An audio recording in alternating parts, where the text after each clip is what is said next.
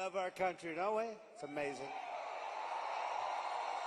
And it's a great country, but we have to take it back because our country's not feeling so well nowadays, and we're going to bring it back, and we're going to make it healthy and beautiful and better than ever. And it's really, this is some crowd, and you can duplicate the crowd outside.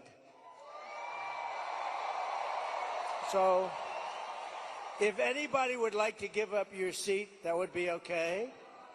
No? No? Let's have a good time. Thank you very much, everybody.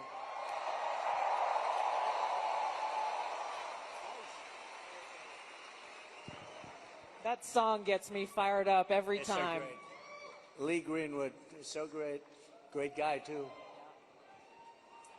Well, thank you, Mr. President. Thank you. This is a very special evening for us all to have a conversation about some of the real issues that are facing Americans across the country and that don't get talked about often enough. And I want to start with one that's very personal to me, hard to talk about sometimes.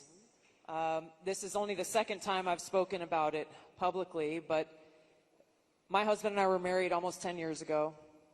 We wanted to start a family. We were very excited about it. Unfortunately, it was very difficult. We were not successful in trying to get pregnant.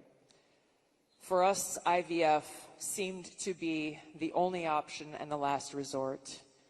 As you know, it's a pretty difficult process. It's very, very expensive.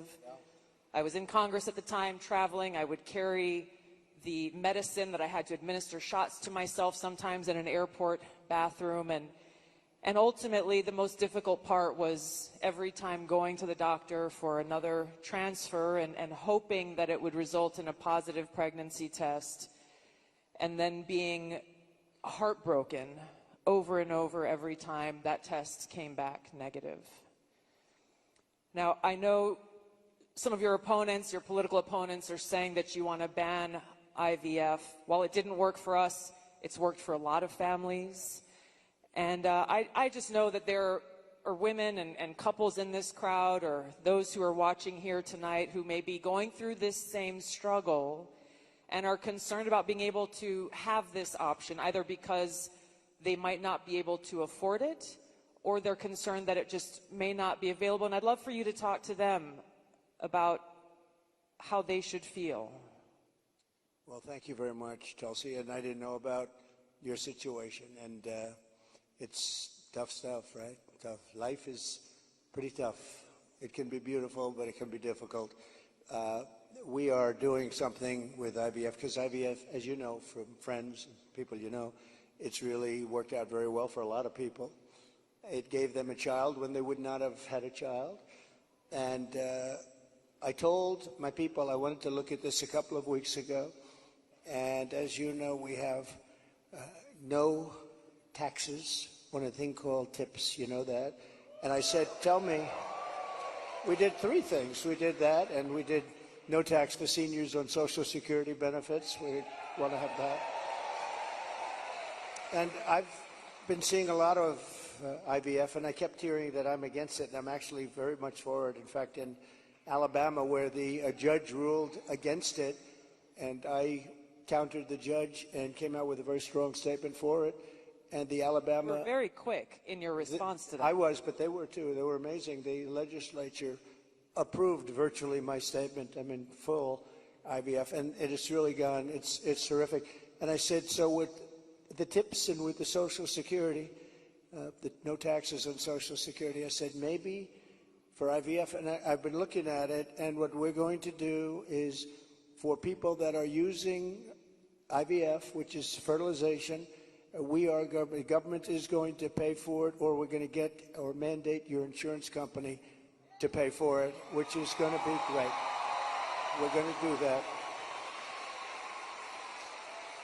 I can't tell you how life-changing that would be for so many families, because it costs a lot of money. A lot of people go into debt just for the hope of being able to start their own family. Well, it's big, and you know what? We want to produce babies in this country, right? We want to produce babies. So I think it's going to be something we sort of announced it a little bit. We were in a great place, Michigan. We all love Michigan, right? We're going to bring back the car industry, and we're going to get a lot of it back to Michigan. They've been taking our cars away. They've been taking our manufacturing away over years, over decades. And if you look at it today, it's a shell of what it was years ago, but we're going to bring it back. Mexico is right now building massive car factories, actually being financed and built by China, and they think they're going to sell their cars back into our country. It's not going to happen. That's not going to happen. Oh, listen to that. That is not going to happen. But so many things have gone wrong in the car industry. The union leadership has been horrible. I think I'm going to win by 85%, the union, but because we're bringing it back. And we're going to have electric cars, but we're going to have gasoline-powered cars, and we're going to have hybrids. We're going to have every kind of car. We're not going with just that. But I just felt that it would be a good place to announce it, and we did sort of the announcement there a little bit, and now we do the big announcement tonight in front of all of these television stations, all of the fake news, the fake, they're all over the place. They're all over the place. I don't know what's going on. We don't even know, I was saying, because we're doing this, and I finished, and I figured I was going to come here, and we're going to make a speech. I had a speech all set for you. I was ready. They said, sir, you're actually doing a town hall. I said, oh, nobody told me that. I said, who's doing it? They said, Tulsi. I said, well, that's at least good news. I've been a fan of hers for a long time, I have to tell you. So I didn't even know. I'm in the plane, and I'm looking over some material, and we're going to give you a hell of a speech tonight. We were set to give you one hell of a speech. They said, no, sir, it's a town hall. I said, why doesn't somebody tell me this stuff? And I don't even have any idea who we're doing it for. I don't know. Is it for a network or what? I see a lot of television all over the place, so maybe it's on all of them. But I did get to see the strangest thing today. I looked at the news conference of Kamala. I call her Comrade Kamala. She's you know that, she's a Marxist. Her father was a Marxist before her, so she was brought up in the family tradition, and she really is, and this country is not ready for a Marxist. We don't want a Marxist as a president, and she destroyed San Francisco, she destroyed California, and we're not going to let it destroy our country. I'll tell you, it's not going to happen. So, but just to finish, so for some reason she doesn't want to talk to anybody. So she's either not the smartest light in the ceiling. I'm trying to be nice here. I want to be. They say, be nice, sir, be nice. It's hard to be nice when somebody is destroying your country and wants to destroy your country. It's hard to be like nice. But she is, she was a terrible vice president. She was a terrible border czar, worst in history probably, not just in this country. But the border, millions and millions of people, I say 20 million plus, have poured through the border during their term. I had the safest border in the history of our country. They have the most unsafe border in the history of the world. And they're coming through, and many of them are from prisons and jails. There's a slight difference, as you know, prisons and jails. Many are from mental institutions and insane asylums, and many are terrorists, and they're pouring into our country at a level. I don't know if you saw the news today, Tulsi. They had a group of, a lot of them, Venezuelan people with lots of machine guns taking over a building someplace. I'm looking, I'm saying, where is that? They went in and they took over a building. This is just the beginning. They're taking their criminals from all over the world, not just South America, not just Venezuela, which you've been reading about, all over the world. They're taking their criminals and they're dumping them into the United States. Kamala is allowing it to happen. And they actually want to give them papers. They want to make them citizens, and they want to give them your Social Security. They want to give them your Medicare, and your Social Security will collapse under her. I'm the one that's going to protect the Social Security. But they're coming, I will totally protect, as I did for 4 years. And there was no age increase, there was no anything. We're going to protect. They destroy you with inflation, and then they want to destroy your Social Security, so it's not going to happen. But this is going to be the most important election in the history of our country. So I just want to say that it's an honor to be with you tonight. It's a forum that's very different because I have no idea who the hell is broadcasting it. But all we'll do is we'll talk because we're friends. I love this state. I gave them Marinette. We gave them a very big, Tulsi, we have a ship contract. And as you know, we gave Marinette yards, but we gave them a tremendous contract. They wanted it all over the country. I said, we're going to get it for Wisconsin, and it's a big one. And they're doing a great job, I understand. So we got that. And we're going to have a good time tonight. So let's go. Mr. President, you talked about immigration. We actually have Amber here who's quite concerned about that, and she's got a question for you.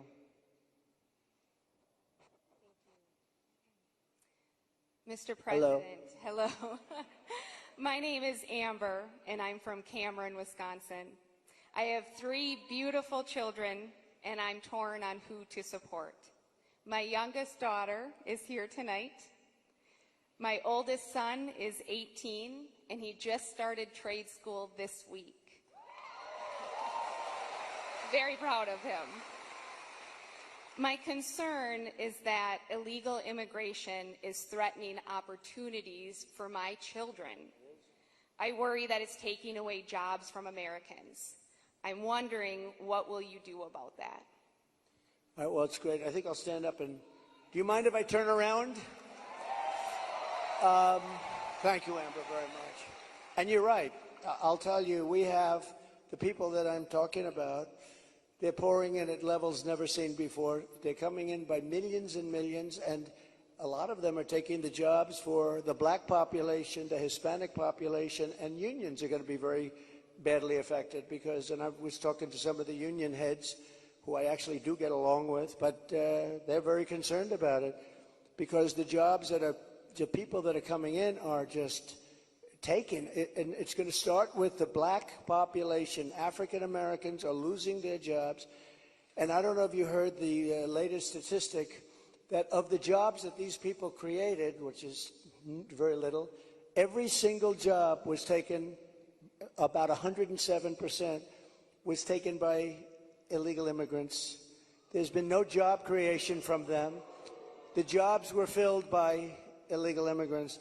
With all of that being said, I want to give you a very positive answer. We're going to win this election. We're going to turn this country around. We're going to become an unbelievable growth country. And your boy is going to have the greatest job. And you want to have a lot of choice with jobs. You want them to go up and they get up and they, it's hard to believe I have that the way I get treated. But I look forward to every day because we're going to make America great again. So I really do. I look forward to it. That's right. But we're going to create a lot of jobs. We're going to create. Does he want to stay here? Or does he want to go to a different state or anything? Yeah, someplace in the Midwest. But this is a good place to stay, right? Wisconsin. So we'll be creating tremendous jobs for our country, and we're also turning away. We're going to be closing the border, really closing it. By the way, did you see? So Kamala was for defunding the police. She was for open borders. She was for everything that you're not against. I could go through 14 different. She's changed on every single one of them. In fact, I think we should see the man in the red hat and the beautiful woman in the red hat says, "Make America Great Again." Perhaps we should give Kamala a "Make America Great Again" hat, right? But the problem is, that's not her belief. Her belief is open borders. Her belief is getting rid of Social Security. Her belief is doing all of these plans like for health insurance where you have one big government-run mess. And if you have private plans, a lot of the people in this room have private plans. They're incredible plans. They worked hard to get those plans, and that's what they want. But with her, she wants to have, it's really a communist type of government. And I just saw her, Tulsi, she was sitting behind a desk doing this interview, and I said, "Dana Bash, you could make yourself big tonight. All you have to do is be fair." I haven't seen the questions, but they gave out a sample. In fact, she's going to be on later on tonight with a taped. It was a taped. We're doing it live. Why are we doing it live and she's doing it taped? But But That's right. He's real. But she was sitting behind that desk, this massive desk, and she didn't look like a leader to me, I'll be honest. I don't see her negotiating with President Xi of China. I don't see her with Kim Jong-un like we did with Kim Jong-un. So we're going to have to see what happens. I'll tell you what, November 5th is going to be the most important day in the history of this country. Will be. Mr. President, there are a lot of people who want to feel hopeful about our future. I want to introduce you to Luke, who is one of those people. Hi. Hello, Mr. President. Good-looking guy. Thank you. My name is Luke Pulaski, and I'm a junior here at the University of Wisconsin-La Crosse. I'll be voting for the first time in November, and I'm researching each candidate. I have two questions for you. First, as I've been living on my own and buying my own gas and groceries, I have noticed that everything has become more expensive. For me personally, I try to eat healthy and stay lean. A pound of meat has gone from $4 to almost $7. I also would like to buy a home someday, but that seems just impossible now. What's your plan to make life more affordable and bring down inflation for someone like me? Very good. Thank you. Good.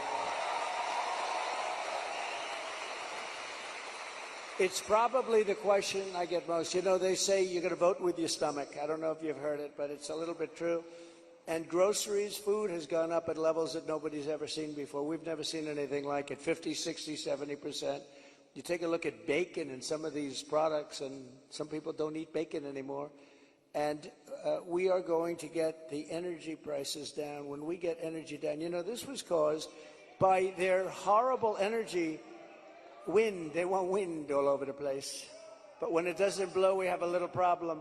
This was caused by energy. This was really caused by energy and also their unbelievable spending. They're spending us out of wealth, actually. They're taking our wealth away.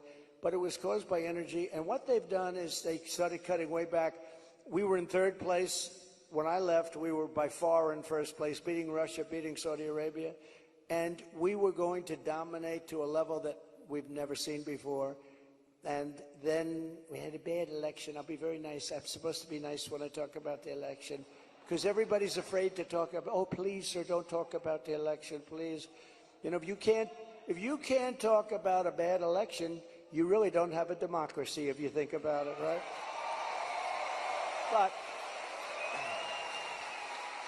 But what they did, Tulsi, is they took back the oil production. The oil started going crazy. That started the inflation. Then they went back. They said, go back to where Trump was.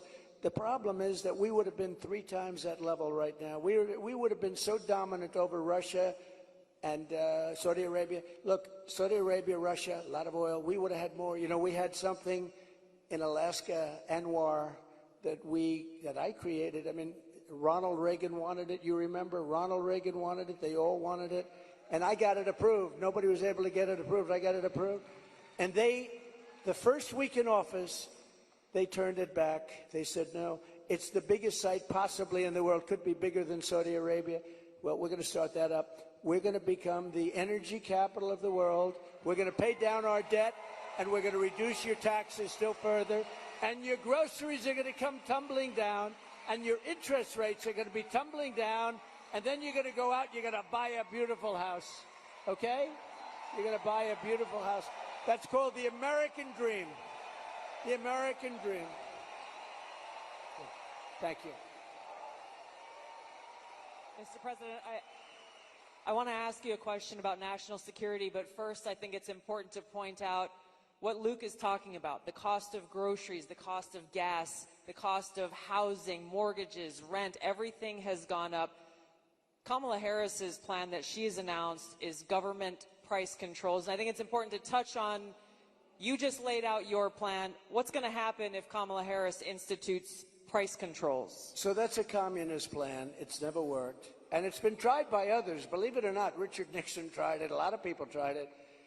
It's been tried many times, and it always leads to the same failure. Tremendous inflation, lack of product, you don't have anything, the stores are not stocked, it has never worked. It's called control. They want control. And you know, look, it's been so often, and everybody that comes in, they say it, it sort of sounds great. We're going to go price control. Actually, when she announced it, she got absolutely slaughtered by even Democrats because it doesn't work. It's a known loser. So now she doesn't talk about it. Do you notice she doesn't talk about climate change anymore? She's not talking about it. You know why? Because people don't want to hear it. They want to live a good life. They want to live a life. They don't want to stop your industry with climate change. They used to call it different things, global warming. Remember? That wasn't working because it was getting a little bit cooler. So they said, what are we going to do? We'll call it global cooling? No. So they came up with the words climate change because that takes care of everything. Climate change. The climate's changing, but according to them, we're all going to be gone in about, what do we have, 3 years left? They had 12 years, remember? So in about 3 years, let me tell you, we do have a problem, though. It's climate change, but a different kind of climate change. It's called nuclear global warming. We can say that's global warming. And if we don't have a smart president, you know, you have 5 nations now with pretty massive nuclear power. Some have very massive, including us and Russia. China's behind, way behind, but within 4 or 5 years, they'll catch up. And we don't want them to catch up. Look, the biggest problem, in my opinion, the biggest problem our country has, the biggest problem the world has, is nuclear weapons. They are a destructive force, the likes of which nobody has ever seen before. And we have to make sure they're never used. We have to make sure it's not going to happen. You're exactly right. You brought up Ronald Reagan already. Ronald Reagan famously said, a nuclear war can never be won and should never be fought. And I think it's interesting you talked about climate change, Mr. President. The Democrats and Kamala Harris, they were quick to talk about how climate change is an existential threat. But what they're not talking about is the existential threat of nuclear war and World War III, which is exactly where we sit today because of the warmongers and their puppets, Joe Biden and Kamala Harris. And they don't want to talk about it because the consequence of where they have taken all of us as the American people and the world is economic hardship around the world, a destruction of our economic well-being, and an annihilation of humanity, our families, our kids, our communities around the world. There was a recent poll that YouGov did that pointed out over 60% of Americans feel that World War III and nuclear war is going to happen within 5 to 10 years. And when I heard that, I felt so sad because they're at a point where they feel like this outcome, the annihilation of the world, is inevitable. So I wanted to ask you about this because it's important that people understand what kind of leadership you bring, what you will do to stop this slide towards nuclear war and World War III so that we can feel hopeful again. Well, thank you. So Viktor Orban, a very strong leader from Hungary, Prime Minister of Hungary, they asked him recently about what's the problem in the world. A few years ago, during my term, we didn't have Israel being attacked. We didn't have Russia attacking Ukraine. And they asked him, why is it so bad now? The Middle East is on fire. So many places are on fire, and there are plenty places that could very well and very quickly catch on. What's the problem? He said, you have to bring Trump back as president of the United States. You will have no problem. He single-handedly kept things, and it's true. And I could do it with telephone calls by being smart. But literally, he said, you have to bring Trump back. Now, he used a term I wouldn't use. He said everybody was afraid of Trump. You know who was afraid of Trump? They said China was afraid of Trump. Russia was afraid of Trump. They were all, and I don't want to say that. I will say this. They respected me and they respected our nation. They don't respect our nation anymore. They don't respect our nation anymore. Think of it. What would the world be like if Russia didn't do what they did, and they would have never done it? I used to speak to Putin about it. I had a very good relationship. No chance. You know what happened, I think, Afghanistan, when he saw the horrible leadership that we displayed in Afghanistan, I think he said, wow, this is a time to go in, because I wasn't there. He would have never done it if I was president. And Israel would have never been attacked. think of it, what would this world be like? You wouldn't have had that disaster. And it wasn't leaving Afghanistan. And they should have kept Bagram. That's a big air base. It's 1 hour away from where China makes its nuclear weapons. They didn't keep it. You know who occupies it now, Tulsi? China occupies it. So we have, if you have the right president, and we don't right now, do we even have a president? He just came in, think of it. He just came in from wherever the hell he went. You know, there was a coup. He just doesn't know it yet. But there was a coup. How about that? He got 14, I'm not a fan of his. He was the worst president. But think of this. He got 14 million votes. She was the first one to leave, you know. Kamala was the first one to quit. She never made it to the first state in the primaries, which was Iowa. Never even came close. Other people did, but she never even came close. And all of a sudden, she was picked, and she's now running for president. And look, it just started, really. It just really started. The polls have us up here. We're up in this. We're up in states, but it's close. It's close. It's close, and you know they cheat like hell, so we don't want to have it too close. But we have, because we have to win this. We're not going to have a country. But with him, I was so far up. We had a thing called. How did he do in the debate? Did you think he did well? Not too good. No, they wanted to have a debate. I said, okay, it's a little bit early, isn't it? I was trying to talk them out. I said, well, it's a little early for a debate, right? And they said, well, I think we'd like to do it. And that was not a good debate for them. That was not a good debate. So that was the beginning of the end for him. And they started looking. But they picked a woman that had absolutely no votes. She got no votes. And now she's running. So when you say threat to democracy, they are a threat to democracy. I'm not a threat to democracy. I'm not a threat. Thank you. Mr. President, crime and the rise of crime is on the minds of a lot of people. I want to call on Danielle here, who has a question for you. Hi, Danielle.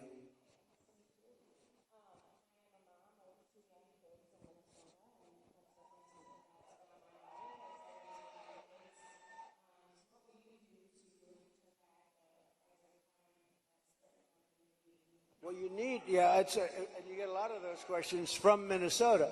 But you get a lot of those questions because Minnesota, I mean, they picked this guy.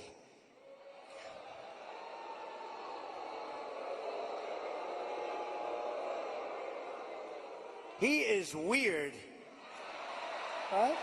He's weird. I'm not weird. He's weird.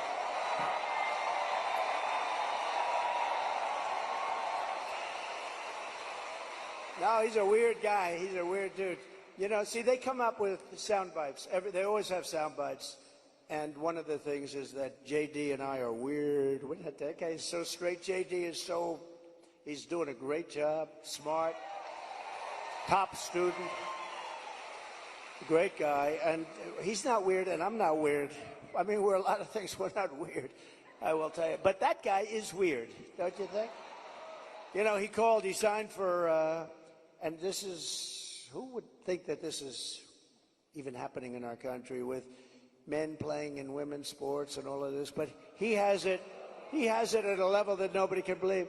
A bill that every boy's bathroom will have tampons. Okay. Hence his name, Tampon Tim. But think of it. Think of it. And you know, on the question of abortion, he is the one.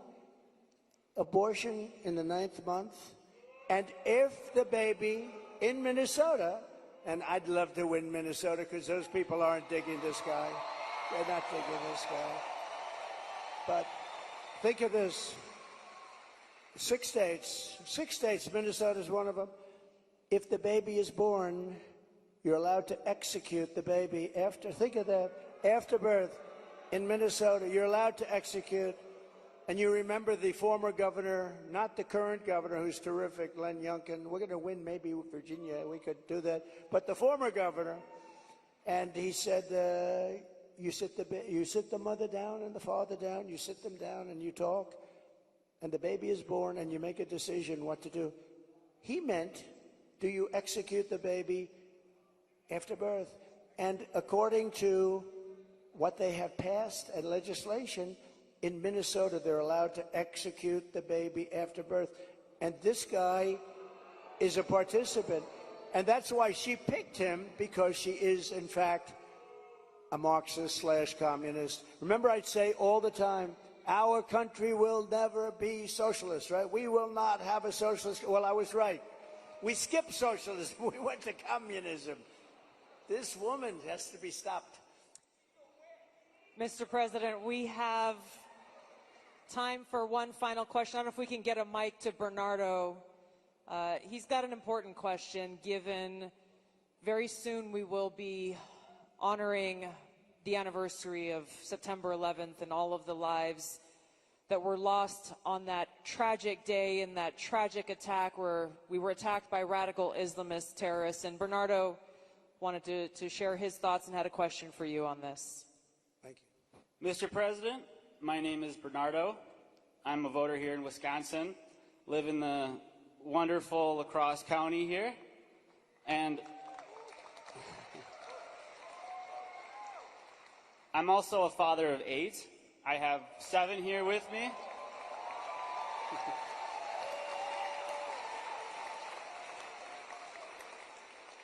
And it's the anniversary of 9/11 is coming up. I'm concerned that we're more vulnerable now than ever. And we have a Democrat nominee who doesn't even want to say the words, says we shouldn't say the words, radical Islamic terror. How are we going to protect America from a terrorist attack?